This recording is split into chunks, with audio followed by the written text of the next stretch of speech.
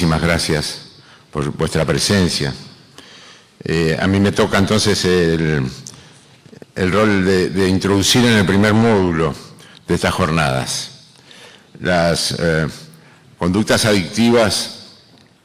Lo peculiar de estas conductas no es justamente su originalidad, dado que la adicción es una conducta a la que el hombre ha apelado desde los orígenes de la historia.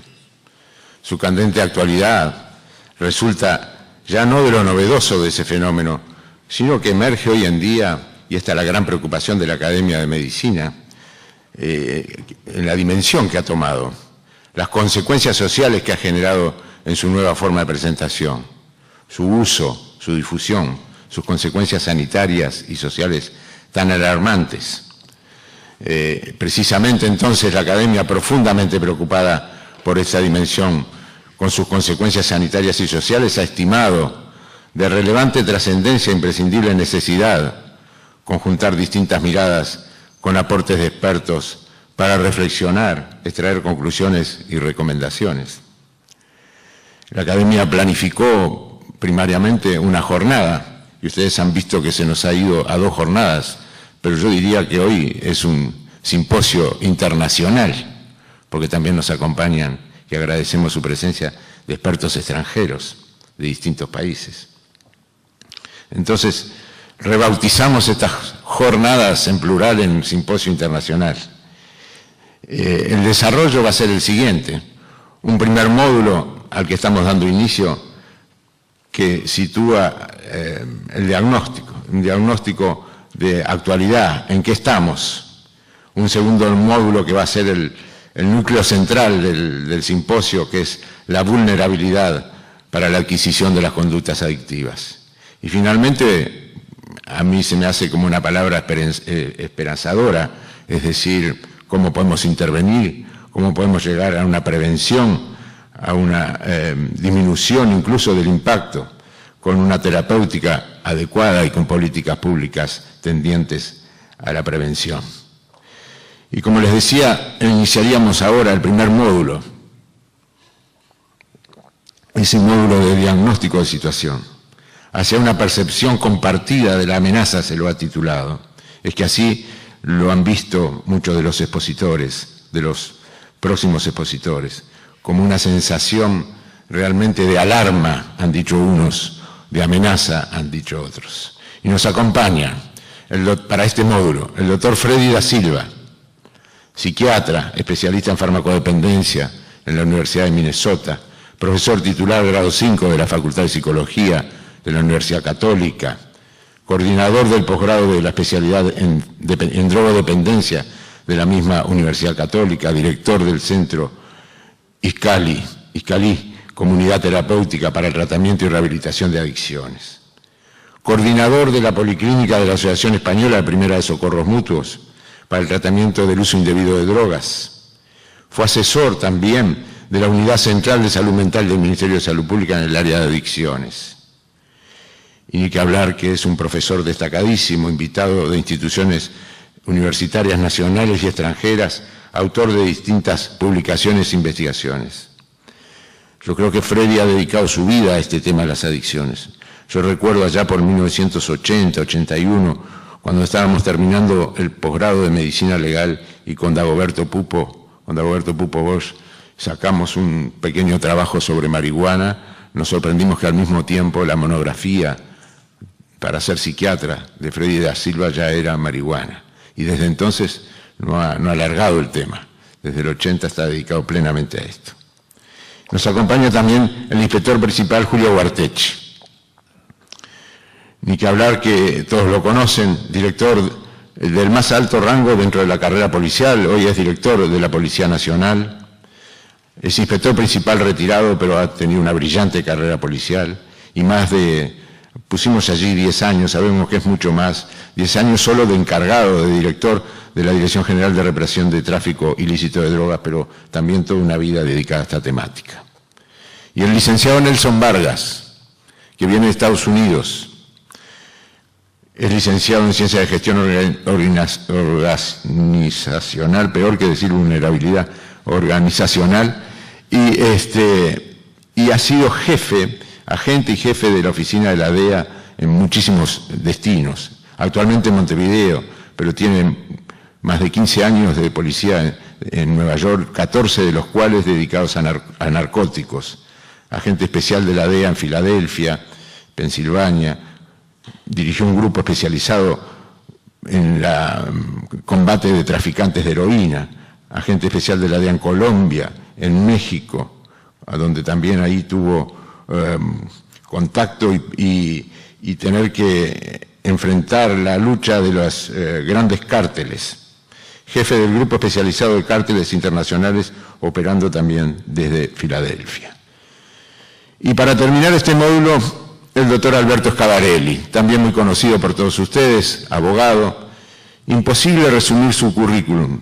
Lo que está allí es una mínima parte de su currículum. Fue prosecretario de la Presidencia de la República, presidió la Junta Nacional de Drogas, presidió la Cámara de Representantes, fue legislador nacional, presidió la Comisión de Derechos Humanos del Parlamento, presidió la Comisión de Estupefacientes y Delito Organizado de Naciones Unidas, presidió la Estrategia Antidrogas para el Hemisferio, la primera cumbre de presidentes, presidió el Mecanismo Multilateral de Evaluación de los Estados o Segunda Cumbre de Presidentes, presidió la Organización de Estados Americanos en lo específicamente dedicado a drogas, presidió la Convención de Armas y Explosivos de la OEA, fue vicepresidente de la Asamblea General Extraordinaria de Drogas en Naciones Unidas, Nueva York, 1998, reunión de jefes de Estado, es docente universitario, conferencista internacional. Entonces, en esta introducción, dentro de las adicciones en general, desde las ludopatías, el alcoholismo, etc., las conductas toxicofílicas nos preocupan sobremanera. Están adquiriendo cada vez más temprano, se están adquiriendo cada vez a edades más juveniles, parecen contagiarse y no tienen un símil etológico. La pulsión alimentaria tiende a la conservación del individuo, obviamente. La sexual a la perpetuación de la especie. Pero ¿y la adictiva?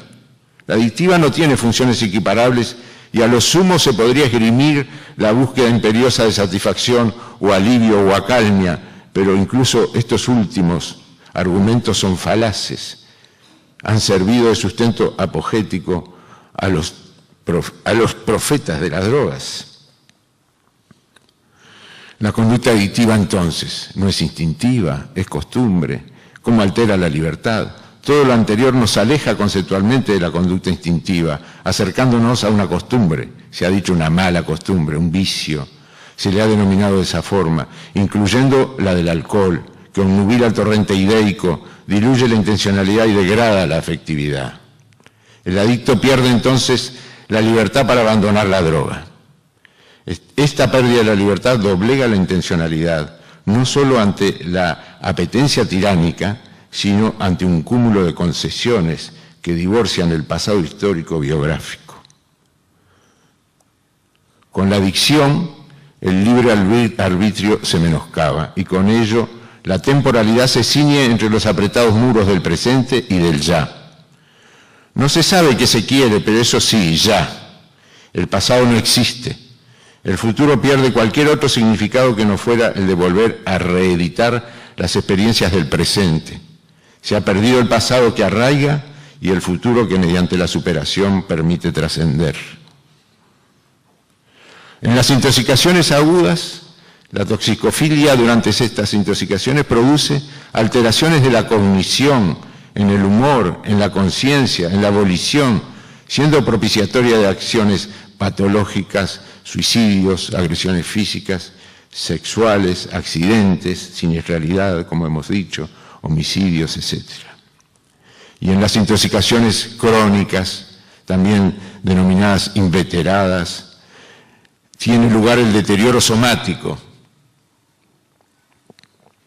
Y lo que es a veces peor aún que el deterioro somático, la degradación. Hoy sabemos que se atrofia el cerebro, el lóbulo frontal, lo más evolutivo del telencéfalo, lo que demandó millones de años de evolución y que los adictos inveterados revierten en solo algunos años. Obviando el juicio que la conducta merezca, existe sin duda un grupo vulnerable, numeroso, integrado por jóvenes en plena crisis de adolescencia, No todos serán adictos como los que hemos mencionado, con las características referidas, pero es un grupo vulnerable al que debemos prestar atención. Esta es la gran preocupación que les decía, que está en el seno de la academia hace ya más de un año y que hemos venido trabajando, culminando con estas jornadas para ver si podemos propiciar algunas medidas. Suelen acercarse a varias sustancias este grupo de jóvenes vulnerables, consumidas con un toque personal en las dosis, combinaciones y escenarios. Algunos se transforman en adictos y dentro de ellos otros suelen ser líderes, propensos a la acción, incapaces de ser fieles a cualquier norma, no adhieren a ningún tipo de códigos, buscan sensaciones intensas, lo peligroso, coquetean frecuentemente con la muerte, desafían la autoridad en actitudes que parecieran al mismo tiempo lúdicas y perversas. Tienen desapego existencial. Otros portan alteraciones psicopatológicas, hoy llamadas portadores de patología dual, y con las drogas parecen hundirse en vivencias fantasmagóricas, ingresando al campo de la patología mental. Ser adicto entonces es, por tanto, ser portador de un disturbio, de un proceso que podemos llamar patológico, ya sea un jugador empedernido, un alcoholista o un adicto a otras sustancias psicoactivas perturbadoras del psiquismo. Aquí dudamos también de poner el tabaco, pero el tabaco produce una adicción muy fuerte, pero no es una sustancia que dé una perturbación del psiquismo como las sustancias que estamos refiriendo en cuanto a la conducta, la abolición, el pensamiento, etc. Pero por el hecho de incurrir en dichas actitudes, no les cabe desde la medicina un juicio ético.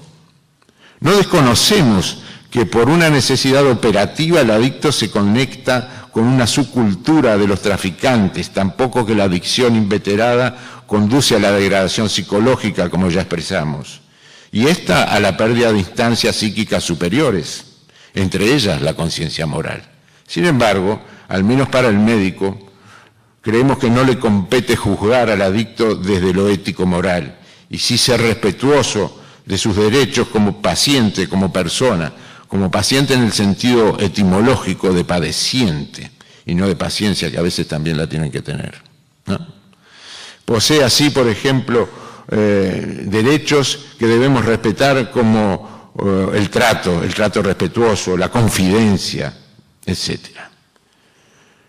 Pero estamos en un momento donde parecería bien probado y con suficiente evidencia que la mayor disponibilidad y la disminución, sobre todo la disminución en la percepción del riesgo, y esto es lo que nos ha preocupado mayormente, están en relación con mayores niveles de consumo. Finalmente, la situación actual. Algunos no han dudado, como decíamos, de calificarla en alarma, otros en amenaza, de difícil encare y la vulnerabilidad. Es lo nuclear y esperamos extraer conclusiones y recomendaciones aportando al mejoramiento de la salud y bienestar de la población. Y en el tercer módulo, como también les anticipaba, veremos una luz de esperanza. Pero veremos también que existen instancias entonces con éxito terapéutico, que podrían estimular conductas resilientes, propias y en los otros. Por lo tanto, de todos los tópicos mencionados, de los 3 módulos referidos, en esta introducción versarán estas jornadas de todo lo antedicho, que bien podrían, como les dije, denominarlas Simposio Internacional de Expertos en Adicciones. Por ahora, nada más y muchas gracias a todos ustedes. Tenemos ahora la conferencia del doctor Alberto Scavarelli hacia una percepción compartida de la amenaza. Al finalizar la conferencia de Scavarelli, vendrá la ronda de las preguntas del público, que les pido que las sigan haciendo llegar a todos los panelistas. Adelante, Alberto. Buenos días. Es realmente una oportunidad formidable esta ocasión de la Academia Nacional de Medicina para congregarnos a todos a una profunda reflexión informada, que creo que es uno de los grandes desafíos de este tiempo, la reflexión apoyada en pautas que lleven a tomar decisiones y asumir criterios desde la base del conocimiento y de la información suficiente. Yo creo en la premisa de que no hay decisión inteligente sin información suficiente. Y la suficiencia de la información, que tiene que ver también con la calidad de la información, tiene como protagonista a quien debe percibir esa información. Por eso, cuando se nos titula la percepción compartida de la amenaza, creo que el título en sí mismo daría para hablar mucho, porque primero que nada se está poniendo sobre la mesa el concepto de percibir. No se puede percibir de cualquier forma todos los temas de la vida humana. Hay temas que deben ser percibidos desde la velocidad que impone la urgencia de vivir, otros desde la impronta de la velocidad de reacción por los hechos no previsibles, esos peligros que la vida pone sobre la mesa, otros que tienen que ver con los riesgos, que como dice Ortega y Gasset, en definitiva, son conductas que se corren, no las que uno se instala, y que por lo tanto tener la percepción del escenario donde uno va a desarrollar y correr el riesgo es realmente fundamental. Y luego tenemos los temas de fondo, que son la percepción definida y dirigida a quienes son prestadores de servicios de salud, prestadores de servicios de seguridad, prestadores de servicios legislativos y políticos, para tratar de que justamente esas decisiones que tienen que ver con la vida individual de la persona que nos enfrenta en el terreno de lo jurídico, de lo sanitario, de lo académico, para resolver una situación personal, o el colectivo que se va a ver manejado justamente por quienes tienen que tomar decisiones de carácter colectivo, ahí ya termina lo interesante de percibir correctamente. Ahí nace la responsabilidad de la correcta percepción de los hechos. Pero además esa percepción, como lo vamos a ver en una mesa posterior, tiene que tener raíces que le den cierta sostenibilidad en el tiempo hasta que se pruebe el error de lo que se venía sosteniendo. Y ahí es donde surge la formidable expresión de compartida para un Estado democrático de derecho, para una sociedad pluralista y abierta.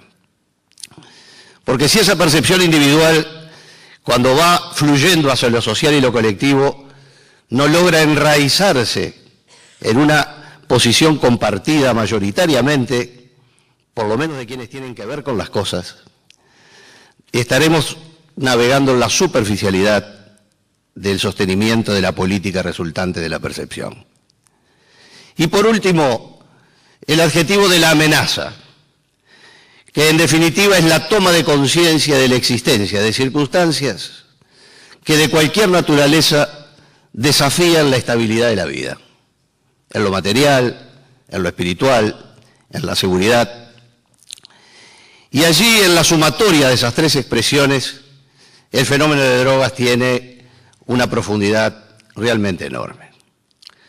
Porque frente al tema de las drogas, como hoy se ha dicho con brillantez, estamos enfrentando un factor que afecta la conducta del ser humano. El ser humano tiene dos grandes referencias, que es la moral, donde aprende a través de los valores y de los principios dónde está el bien y dónde no está el bien, que cada cual construye desde su propia axiología personal. Y luego está el ethos, la ética, la conducta, el comportamiento, que ya no tiene que ver solo con el pensamiento profundo de la idea, sino con la conducta tratando de ser adecuada a nuestros principios y nuestros valores en la medida de que la vida nos lo permita, como un desafío de civilización. En ese sentido, cuando estamos hablando de drogas, estamos hablando de un factor que apareció en la humanidad en forma extendida y nos puso en jaque una de las condiciones principales de la naturaleza humana. La capacidad, esa maravillosa y milagrosa capacidad de querer y de entender lo que queremos. Cada vez que algo se interfiere, se interpone y nos coloca en la alteración de nuestra capacidad de saber realmente lo que queremos, pero además la capacidad de entender lo que estamos queriendo, entramos en el mundo de lo jurídico de la incapacidad. Un individuo que desde el punto de vista jurídico no tiene la capacidad de querer y entender aún el acto más aberrante, no es perseguido por la ley, no es castigado por el sistema penal, porque es un individuo que no logró insertarse en la realidad y la magnitud de su conducta. Intervendrán otros factores, operarán otros operadores, se aplicarán otras medidas. Pero un juez lo primero que determina es si esa persona es capaz de querer y entender la conducta que llevó adelante.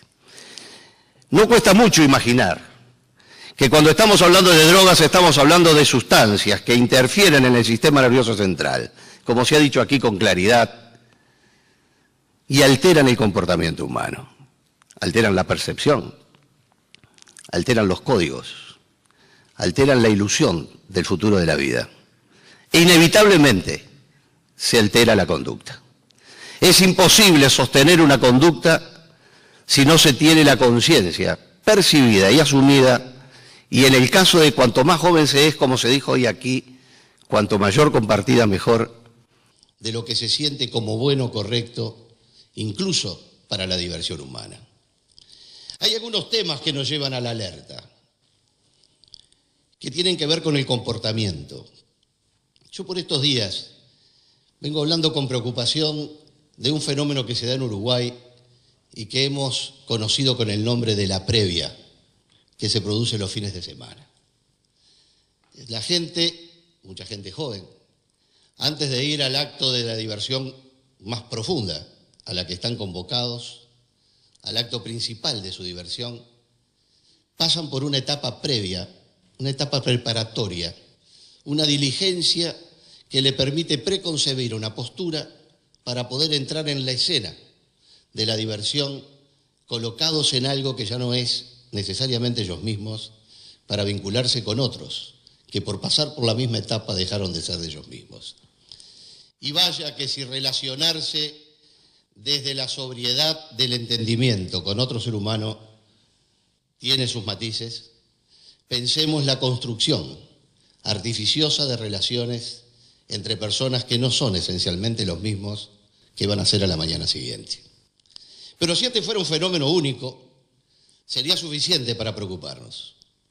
Pero cuando vemos que la interrelación humana también se construye a través de personajes fabricados en las redes sociales, donde cada cual elige la foto, si es que le toca que es la de él, y el perfil de personalidad que le parece mejor, estamos construyendo también un nuevo modelo hasta de amistad, en la que terminamos confundiendo la proximidad del calor humano y de la mirada directa con la proximidad de nuestros ojos hacia la pantalla y el monitor. Son síntomas que resultan de un problema más profundo. Cuando hablamos de drogas, estamos hablando de un enfoque que nos tiene que llamar al ejercicio equilibrado de la libertad y de la responsabilidad. Solo la gente que es libre es capaz de ser responsable. Los sometidos no tienen mérito en su conducta, porque deben cumplir la regla de juego que se le impone. Pero el ser humano, el hombre y la mujer libre, tiene que cultivar el desafío de la formación personal para vivir de acuerdo a pautas que le permitan ejercer la libertad con el contenido, el condimento y el ingrediente imprescindible de la responsabilidad. En el tema de drogas hay dos factores, en realidad tres, que siempre hemos dicho desde el punto de vista de lo académico que son centrales. La reducción de la oferta, la reducción de la demanda y la cooperación internacional. La mera expresión reducción coloca los términos en su justa posición, porque no se habla de supresión, lo que sería una utopía. Pero se procura la reducción de la oferta para que en un lugar, en un tiempo dado, exista la menor disponibilidad de sustancias desde las que Naciones Unidas como mundo internacional organizado ha convenido, estudiado y establecido, más allá de ideologías, más allá de países, más allá de culturas, más allá de idiomas, más allá de religiones, más allá de conflictos internacionales, más allá de intereses contrapuestos en temas profundos. se ha puesto de acuerdo a establecer las tablas de las sustancias que realmente afectan a la vida humana. Créanme que me consta que si mañana surgiera una sustancia mágica, que a quien consume lo que consuma, luego de ingerir esa sustancia mágica los efectos de la droga no existieran, todo el aparataje montado en el mundo dejaría de existir. A veces uno asiste a visiones simplificadoras y a veces se cree que este es un tema de un hemisferio, que es un tema de una potencia predominante, que es un tema de intereses dominantes. Y sin embargo, cuando uno hace el mapa de la aplicación de la reducción de la oferta, encuentra que las respuestas más drásticas, las más duras, son justamente las de los países que no son normalmente sindicados como los que se supone que tienen el liderazgo en la construcción de políticas de reducción de oferta. Brevemente entonces, en este vuelo de pájaro en esta mañana, dejaremos que la reducción de la oferta es eso. El propósito sostenido desde el marco legal, pero de una sociedad comprometida, de que hay que hacer todos los esfuerzos para que las sustancias que alteran la capacidad humana de querer y entender estén en el menor número, volumen y disponibilidad posible. Luego está el otro extremo, que es el de la reducción de la demanda. Para la reducción de la demanda, que es la misma definición, pero en la que cambia es el protagonista que va en busca del producto que se le ofrece, o que construye el propio producto por sus propios medios, en la búsqueda del resultado de una alteración de su forma de percibir la vida, aunque sea temporalmente. También allí, en lo que es todo el propósito de la reducción de la demanda, los instrumentos son absolutamente conocidos, claros y definidos, tanto como a veces intencionalmente o no intencionalmente olvidados o dejados de tener en cuenta. Es la convicción humana, la percepción humana de la amenaza y del riesgo que significa para su libertad y para la construcción del desarrollo de su aventura personal. Desde lo laboral al estudio, al amor, a la relación con sus parejas, con sus amigos, a la educación de sus hijos, a su compromiso ciudadano, a su responsabilidad de elegir los destinos del país. El hecho de la pérdida de motivación o la alteración del código de motivaciones es una enorme amenaza para nuestras democracias. Porque lo primero que requiere la democracia como el ejercicio de la libertad es la autodeterminación y el juzgamiento, que además requiere que estemos en la lucidez y el conocimiento y la capacidad desarrollada suficiente para incluso destruir las barreras del marketing del mercado que a veces nos dan mensajes engañosos en sustancias y en productos y en conductas y en modelos que realmente en sí mismos no son ilícitos. Imaginemos cómo funciona ese otro sistema, cuando funciona en la intimidad de los muchachos o en la intimidad de las personas que además forman microgrupos o que se instalan desde una perspectiva de buscar una conducta diferente o un sentir diferente, o como decía hoy el profesor Da Silva, el buscar un escape a determinadas realidades. Es un desafío fuerte. Uno a veces se pregunta, ¿estamos teniendo un exceso, hablando en términos positivos, de compromiso con la realidad? ¿Estamos teniendo un exceso o un suficiente compromiso de los muchachos en nuestras aulas? ¿Estamos teniendo un resultado satisfactorio de la relación interpersonal en temas tan dramáticos incluso como la violencia doméstica, donde estas sustancias tienen mucho que ver muchas veces? ¿Estamos obteniendo resultados que nos dan tranquilidad cuando vemos que en poblaciones tan pequeñas como la uruguaya, comparativamente hablando, los nini proliferan en una sociedad que nacen 47.000 niños por año? Uruguay no tiene margen para el riesgo. No tiene margen para el riesgo. Hace pocos días, un querido amigo, el expresidente Gavidia, que estuvo por aquí, secretario general de la OEA cuando estábamos allí, vino a dar una charla sobre el tema de despenalización. Y yo preferí no estar en la charla, pero sí ir a verlo al lobby del hotel. Y simplemente decirle, con el cariño y con el respeto de a quien realmente aprecio mucho, me hubiera gustado que esto lo hubieras probado primero en tu país. Porque nosotros tenemos muy poco margen de riesgo. No tenemos territorio numéricamente suficiente para la experimentación. Uno no puede darse el lujo, porque la sociedad no es un campo experimental. Y ninguna actividad social, esta ni ninguna, le da a una generación, por legítimo que sea su mandato, la posibilidad de poder determinar el futuro de la generación siguiente sobre la alteración de principios básicos del comportamiento humano y sobre todo de las sustancias que pueden alterar esa capacidad cognitiva. Por supuesto que cuando uno mira los objetivos son todos compatibles. Nosotros pusimos en esta legislación vigente la no sanción del consumidor. Y resulta que luego de estar puesto así, alguien creyó que porque no establecimos la sanción a quien consume, existe la contrapartida del deber del suministro. Cuando no queremos sancionar al que consume, es porque queremos que quien consume o el familiar de quien consume pueda llevarlo a un centro de tratamiento a la luz del sol, sin necesidad de forzarle a confesar la comisión de una conducta delictiva o someterlo a un tratamiento clandestino. Porque sobre todo esto hay principios que suenan muy románticos. Pero a la hora de la hora, ¿quién se registra como consumidor o como adicto?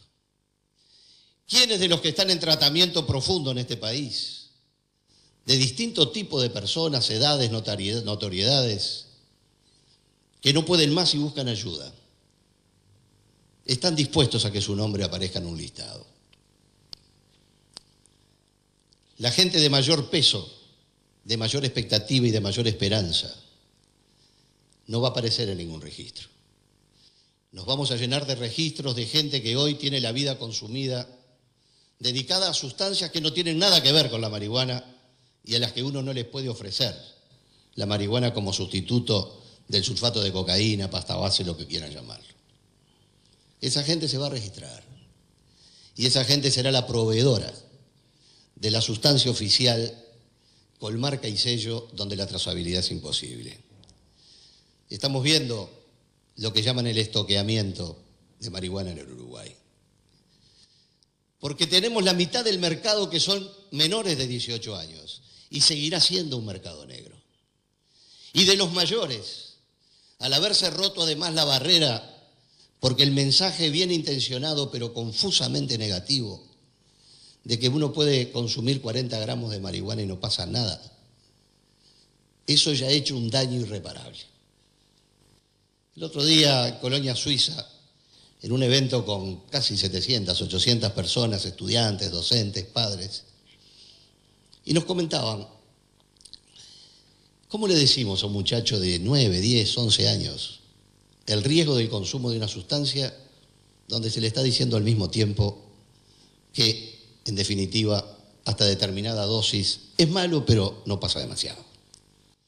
Cada vez que escuchamos el mensaje de que cuando veamos a alguien que consumió más de 40 gramos, lo vamos a someter a tratamiento porque el problema es grave, como si pudiéramos tener un contador puesto, un medidor, que determinara realmente cuánto consume alguien, como si la única fuente de aprovisionamiento fuera el autocultivo o la farmacia.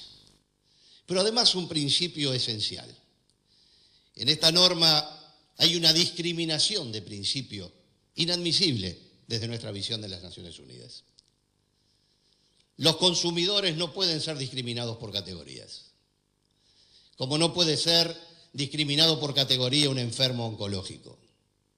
No hay una prioridad de un adicto o dependiente respecto de otros.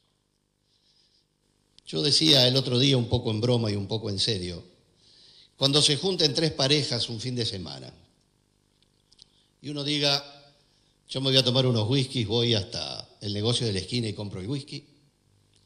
El otro diga, a mí me va a gustar fumarme marihuana y tengo el carnecito, voy a ir hasta la esquina, me voy a ir a comprar la marihuana. y el otro diga, no, en realidad lo mío es la cocaína.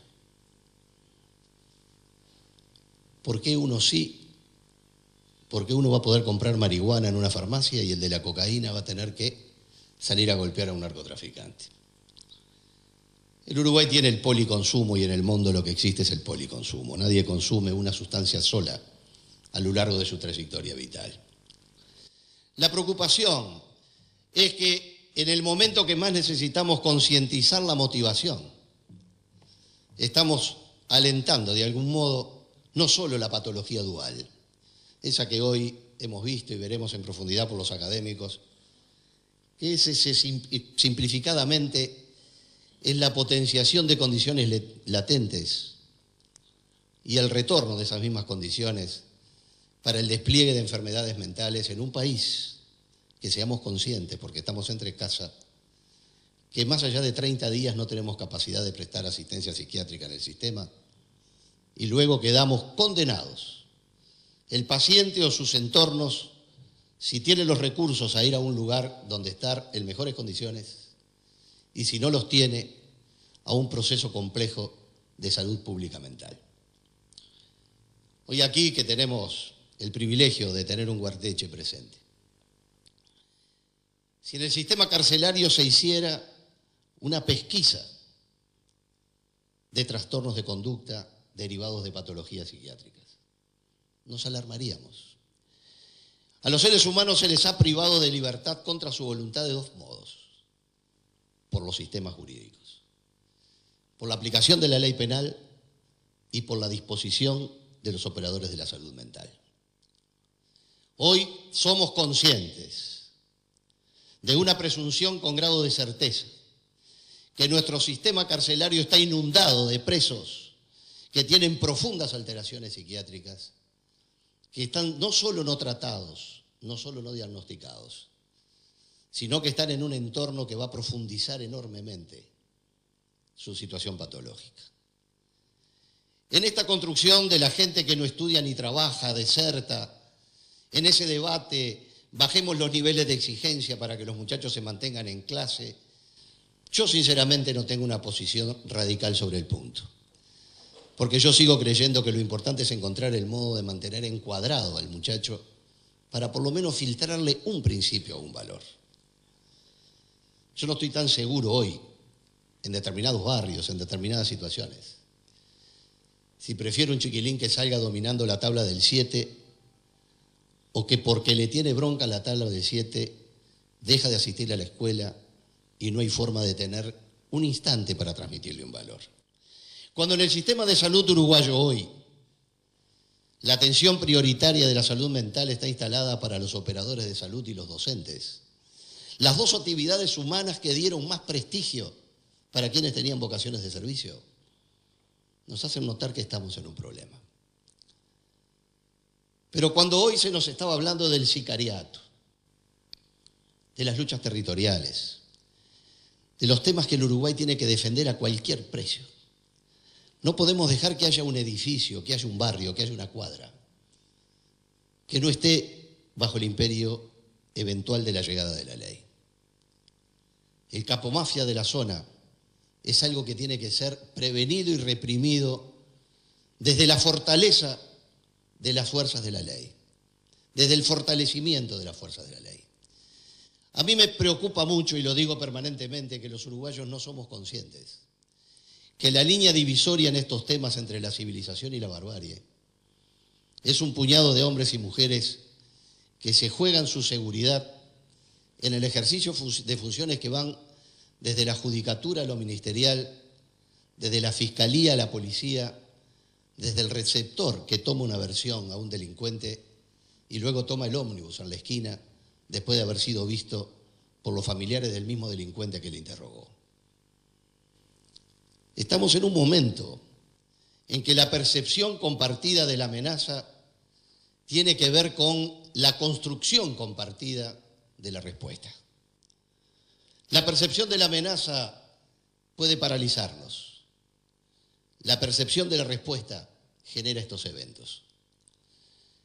Yo soy partidario acérrimo de la interdisciplinariedad. Pasó la hora de la línea de montaje de lo multidisciplinario. Tenemos que tratar de que los sistemas se integren, de que el conocimiento profesional se integre, de que los peritajes se integren, para que la responsabilidad que hoy también se ve desde la justicia terapéutica, un capítulo aparte, que realmente es un tema que les invito a googlear un poco para encontrar material, donde la justicia también se trata de un instrumento terapéutico. Hay una ley en donde logramos ponerlo casi subrepticiamente, que es en la ley de violencia doméstica. Justamente tratar de que el mecanismo de lo terapéutico sea un camino para rehabilitar, habilitar, reinsertar o insertar por primera vez. Pero hablando de la propia seguridad pública, en este fenómeno de la muerte por encargo, ¿de dónde se alimenta? ¿Dónde lo vimos en otros países? ¿Qué son las tribus urbanas? ¿Cómo se va a nuclear a esta gente que está suelta, que no tiene más principios ni valores que el temor del capomafia, cuando quieren rebelarse e instalar un modo de entramado de permanencia? Esos son las maras. Así nacieron las tribus urbanas, donde los códigos de acceso era un policía muerto o un referente atacado. Este mercado que estamos generando de muchachos que no estudian ni trabajan y que están abandonados a su suerte, son el caldo de cultivo, la pecera donde obtener el individuo que es capaz de matar hoy porque alguien le da la orden y mañana porque alguien resuelve un problema pasional o comercial poniendo unos dólares arriba de la mesa para que le mate al otro. Y no estamos hablando de una posición imaginaria. Hace pocas semanas en la ciudad de Rivera asistimos a una ejecución por encargo que no solo se disparó a quienes se mató, se presenció en forma impertérrita cómo una señora se sentaba con una almohada arriba del cráneo de un bebé hasta matarlo por asfixia. Ese producto lo tenemos en nuestra sociedad. Y la pregunta que tenemos que hacernos es si a través de este mecanismo de la facilitación de sustancias que rompen el compromiso con el conocer, con el entender, con la ética, con el modo de comportarnos, con la fragilidad de la disponibilidad de gente que ya se queda sin espacios para manejar. En el ambiente de lo político estoy teniendo un poco de éxito con un concepto alarmista. Y es cómo vamos a solventar la seguridad social y la salud dentro de 30 años. Cuando estos cientos y cientos de personas que hoy están atrapadas en estas circunstancias no solo no tengan la formación para haber aportado lo suficiente al sistema, sino que además el sistema los deba sostener para recuperarlos. Porque en una democracia humanista hay que proteger a punto de partida, a punto de mayor fragilidad, a cualquier etapa de la vida. Pero eso también requiere recursos y la previsión de los mismos. Por eso, viendo que tengo un cartelito que indica que el tiempo está pasando, quería dejar una reflexión para compartir. Primero, que además de la reducción de la oferta y de la reducción de la demanda, la cooperación internacional es imprescindible. Porque no podemos estar inventando el agua tibia todas las mañanas. Tampoco pueden transferirse modelos cerrados de otra parte. Segundo, el reflexionar en profundidad sobre hacia dónde se orienta la construcción político-institucional del país, y me refiero a lo jurídico. La política, ni ningún gobierno de turno puede construir el concepto de felicidad humana. Cada uno conoce y construye su capítulo para llegar a lo que considera su felicidad. En todo caso, se nos deben crear las condiciones de libertad y potencialidad personal para construir mejor ese proceso y ese proyecto de felicidad humana. Pero lo que sí está claro es que sin un sistema educativo profundo, que además nos eduque para algo que estamos perdiendo de perspectiva, que es la educación para la diferencia y para la alteración y manejo del conflicto. Somos sociedades que nos estamos acostumbrando a que la negociación comienza con el enojo. Y cuando se comienza con enojo, la posibilidad de terminar con reconciliación solo es posible con el sometimiento o la violencia. el educar para la diferencia, que es mucho más que el término tolerancia, que en algún aspecto es leído como, o puede llegar a ser leído como, el yo te tolero, como un acto casi hasta de soberbia. La tolerancia real, la que es el respeto del otro, para el concepto de fraternidad que tiene que ver que desde mi yo, con el tú al que tú perteneces, hacemos el esfuerzo de compartir modos de vida para construir el nosotros. Eso es una percepción compartida. Construir un nosotros desde la diferencia, porque estas ideas tienen que ser siempre producto de un equilibrio tensional. Nunca está dicha la última palabra.